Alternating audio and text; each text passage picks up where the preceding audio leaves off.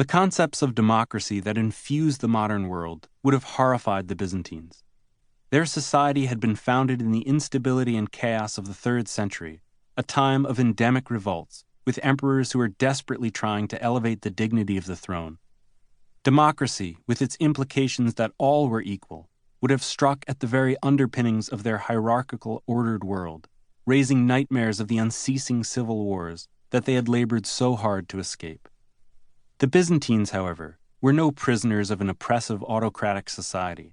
Lowly peasants and orphaned women found their way onto the throne, and it was a humble farmer from what is now Macedonia who rose to become Byzantium's greatest ruler, extending its vast domains until they embraced nearly the entire Mediterranean. His successors oversaw a deeply religious society with a secular educational system that saw itself as the guardian of light and civilization in a swiftly darkening world. They were, as Byron so famously put it, a triple fusion, a Roman body, a Greek mind, and a mystic soul. It's a better definition than most, in part because the term Byzantine is a thoroughly modern invention, making the empire attached to it notoriously hard to define. What we call the Byzantine Empire was in fact the eastern half of the Roman Empire, and its citizens referred to themselves as Roman from the founding of Constantinople in 323 to the fall of the city 11 centuries later. For most of that time, their neighbors, allies, and enemies alike saw them in this light. When Mehmed II conquered Constantinople, he took the title Caesar of Rome, ruling, as he saw it, as the successor of a line that went back to Augustus. Only the scholars of the Enlightenment, preferring to find their roots in ancient Greece and classical Rome, denied the Eastern Empire the name Roman, branding it instead after Byzantium, the ancient name of Constantinople. The real empire for them had ended in 476 with the abdication of the last Western emperor, and the history of the impostors in Constantinople was nothing more than a 1,000-year slide into barbarism, corruption, and decay. Western civilization, however, owes an incalculable debt to the scorned city on the Bosphorus. For more than a millennium, its capital stood the great bastion of the East, protecting a nascent, chaotic Europe, as one after another would-be world conqueror foundered against its walls. Without Byzantium, the surging armies of Islam would surely have swept into Europe in the 7th century, and, as Gibbon mused, the call to prayer would have echoed over Oxford's dreaming spires. There was more than just force of arms to the Byzantine gift, however.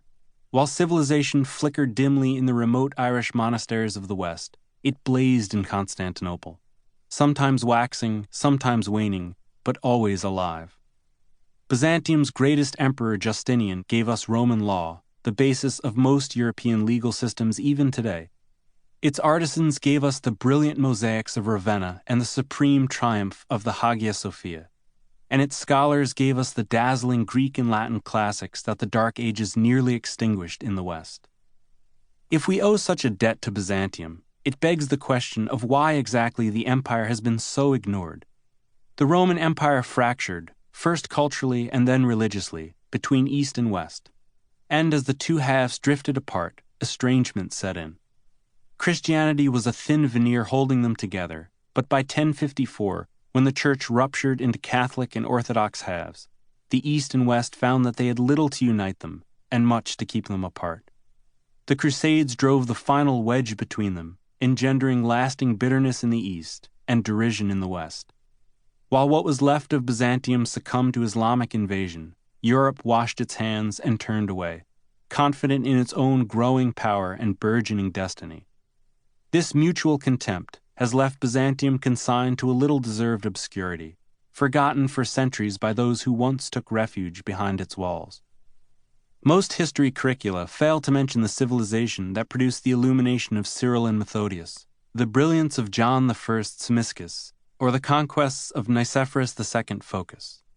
The curtain of the Roman Empire falls for most with the last Western emperor, and tales of heroism in Greece end with the Spartan king Leonidas. But no less heroic was Constantine Dragaces, standing on his ancient battlements in 1453, or Belisarius before the walls of Rome. Surely we owe them as deep a debt of gratitude. This book is my small attempt to redress that situation. to give voice to a people who have remained voiceless far too long. It's intended to whet the appetite, to expose the reader to the vast sweep of Byzantine history, and to put flesh and sinew on their understanding of the East and the West.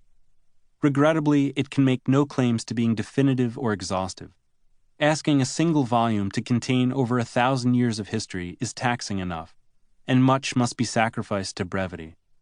In defense of what's been left on the cutting room floor, I can only argue that part of the pleasure of Byzantium is in the discovery.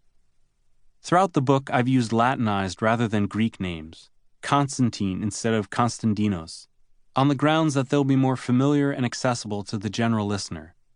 I've also used a personality-driven approach to telling the story, since the emperor was so central to Byzantine life. Few societies have been as autocratic as the Eastern Roman Empire.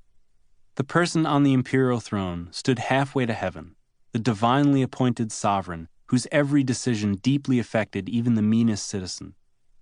Hopefully this volume will awaken an interest in a subject that has long been absent from the Western canon. We share a common cultural history with the Byzantine Empire and can find important lessons echoing down the centuries. Byzantium, no less than the West, created the world in which we live, and, if further motivation is needed to study it, the story also happens to be captivating.